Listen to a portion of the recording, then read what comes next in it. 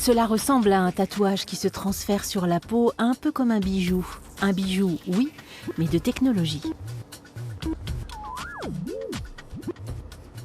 Je m'intéresse à l'électronique sur peau. L'objectif, effectivement, c'est de développer un capteur de température qui soit donc ultra souple, ultra fin, sans batterie, mais aussi sans fil, pour qu'on puisse en fait venir directement le tatouer sur la peau pour qu'il puisse se déformer avec les mouvements du corps humain. On pourrait l'utiliser pour du suivi post-opératoire, mais aussi pour détecter des signaux de perte d'autonomie chez des seniors, ou alors sur les équipements des militaires, par exemple.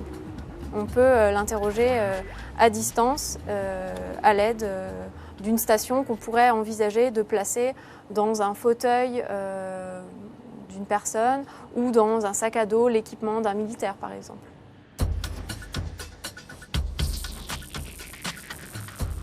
Le projet existait déjà au sein d'une équipe de scientifiques de l'Institut Jean Lamour à Nancy que Cécile Fleur a rejoint pour développer un peu plus l'objet. Première application possible, la prise de température. Donc ici on a par exemple un dispositif du commerce avec un boîtier qui est relativement épais en fait. Et nous on cherche à avoir quelque chose qui soit ultra fin, donc de l'épaisseur d'un cheveu à peu près.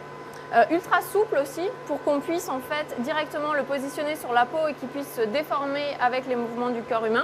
Donc on va partir sur la technologie des ondes élastiques de surface. C'est-à-dire qu'on va avoir une onde qui va se propager sur ce matériau piézoélectrique, donc qui peut être sensible à des paramètres extérieurs, notamment à la température. On va avoir un phénomène de dilatation thermique. Et ensuite on vient le protéger avec des couches de matériaux supérieurs pour éviter d'avoir à utiliser ces boîtiers et d'avoir quelque chose de très épais. Ensuite, pour pouvoir l'interroger à distance, elle réalise les antennes avec un dépôt de cuivre. Le tout est placé sur un élastomère, un matériau très élastique.